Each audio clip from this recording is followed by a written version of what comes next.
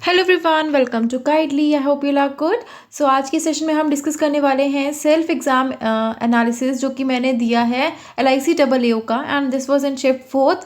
तो आपको पूरा डिटेल सेशन देने वाली हूँ कि किस तरह से सेक्शन वाइज चीज़ें थी एंड क्या लेवल था एग्ज़ाम का और क्या क्या क्वेश्चंस पूछे गए, ताकि आपको आइडिया लग जाए अगर आप किसी भी बैंकिंग एग्जाम की प्रिपरेशन कर रहे हैं एंड अगर आपका 20th ऑफ फेब को एग्ज़ाम है। ठीक है, इसके साथ साथ सेशन स्टार्ट करने से पहले मैं आपको बता दूं कि आपको बंडल PDF कोर्स भी मिल रहा है insurance and financial market awareness के लिए, जो कि LIC एंड ADO दोनों के लिए काफ़ी ज़्यादा इंपॉर्टेंट है। एंड गाइडली ऐसा प्लेटफॉर्म है जो कि आपको इतना अच्छा कोर्स दे रहा है, जिसमें ना सिर्फ आपको PDFs में आपको फाइनेंशियल अवेयरनेस दी जाएगी, मतलब जितना टॉपिक वाइज चीज़ें दी जाएंगी, उसके साथ साथ आपको MCQs भी दिए जाएंगे, ताकि आप पहले तो पढ़िए जो भी अवेयरनेस है, देन उसके बाद आप MCQs भी दीजिए और खुद को टेस्ट कीजिए कि आप कहाँ स्टैंड करते हैं। ठीक है, तो बहुत ज़्यादा टाइम आपका वेस्ट नहीं करूँगी, स्टार्ट करते हैं। सो रीजनिंग सेक्शन की बात करूँ तो एक पजल उसमें आया था, GM AGM post wise puzzle पूछा गया था, सीनियर टू जूनियर मोस्ट दे रखे थे, 8 पोजीशंस दे रखी थी और उसमें आपको लोग बैठाने थे ABCDEFGH करके। ये पजल जो था वो कंडीशन बेस्ड था, मतलब कि पॉसिबिलिटी वाला था।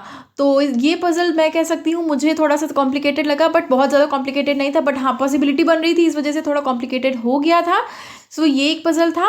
देन नेक्स्ट एक पजल था मंथ्स बेस्ड आया था। मंथ्स बेस्ड आप सभी जानते हैं, जो भी आपको 4 मंथ्स दे दिए जाते हैं, तो मार्च, मई, जून, अगस्त, if I am not wrong, ये मंथ्स पूछे गए थे। एंड इनका आपको 2 डेट्स दे रखी थी, 4th एंड 27th, और इसमें 8 लोगों को सेट करना था आपको कि कौन सा किस मंथ में जाता है।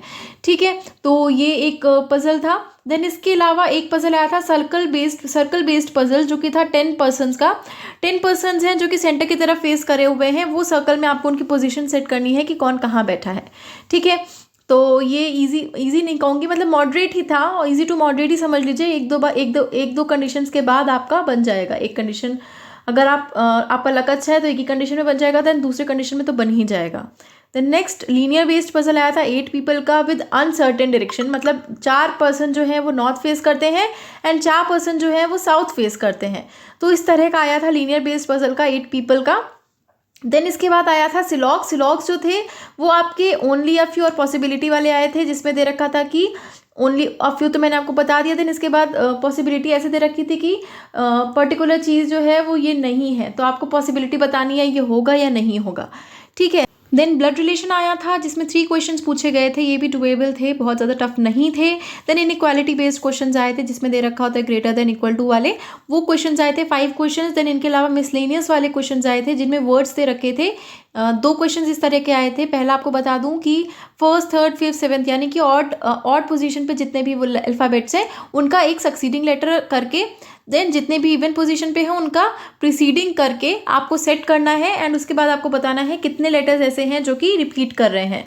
तो ये था एक। देन उसके बाद एक वर्ड दे दिया गया था आपको, उसका second, fourth, six, 8, if I am not wrong ऐसे ही था, वो आपको बताना है। देन उसमें बताना है कि कितने वर्ड्स बन रहे हैं जो कि मीनिंगफुल हैं। अगर एक बन रहा है तो उसमें आपको पर्टिकुलर उसका पोजीशन बतानी थी, अगर 2 बन रहे हैं, एक से ज़्यादा बन रहे हैं, तो आपको वाई टिक करना था।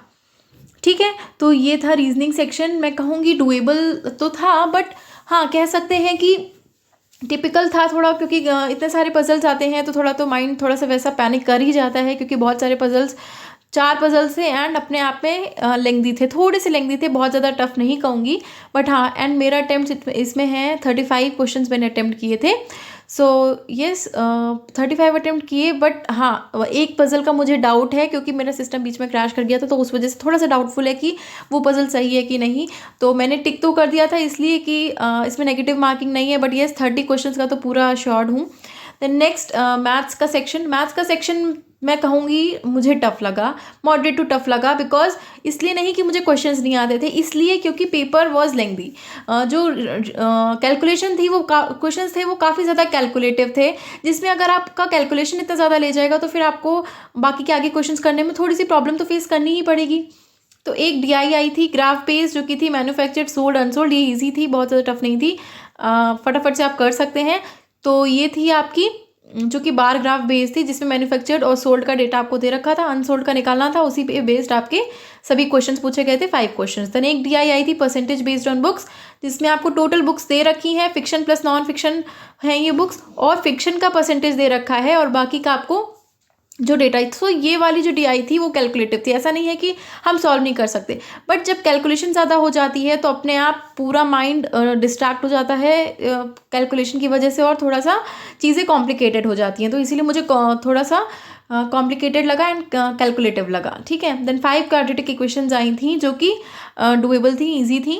देन 5 रॉन्ग नंबर सीरीज आए थे, जिसमें से 4 तो ईजिली डुएबल थे। एक थोड़ा सा दिमाग लगाएंगे तो 5वीं वाली भी आपकी सॉल्व हो जाएगी। देन अर्थमेटिक के 10 क्वेश्चंस आए थे। सो यस, अर्थमेटिक का, और ऐसा नहीं है कि बहुत ईजी थे, उसमें आपको मेंसुरेशन भी था, पार्टनरशिप भी थी, परसेंटेज भी थी, SICI भी थी, बोट एंड स्ट्रीम भी था, ट्रेन वाला भी था। सो यस, अर्थमेटिक के क्वेश्चंस आए थे एंड कुछ डुएबल थे और कुछ में थोड़ा सा टाइम ज़्यादा लगता था। मैंने आपसे कहा ना, कैलकुलेटिव था मैथ्स का जो सेक्शन था, that was calculative. Then next English का सेक्शन देखते हैं। तो इंग्लिश के सेक्शन में बहुत ज़्यादा डिटेल इसलिए बात नहीं करने वाला है क्योंकि ये आपका मार्क्स ही नहीं ऐड होगा, और शायद इसीलिए इन्होंने इंग्लिश का सेक्शन बहुत ज़्यादा इजी दिया था, ताकि आपको गिल्ट में डाल सकें कि मैथ्स एंड रीजनिंग तो आपके लिए थोड़ा सा कैलकुलेटिव कर दिया।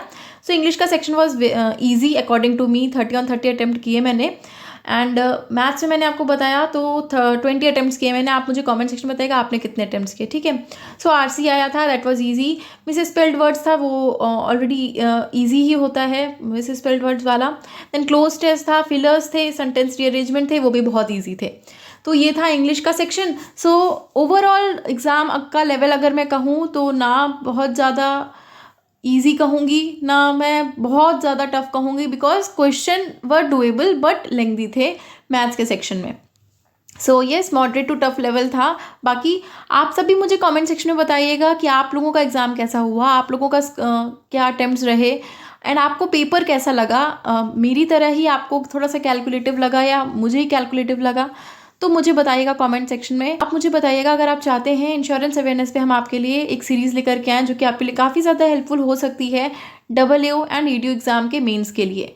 सो let me know in the comment section, and अगर सेशन अच्छा लगा है then do like it, share it with your friends, and don't forget to subscribe the channel and hit the bell icon. Thank you so much.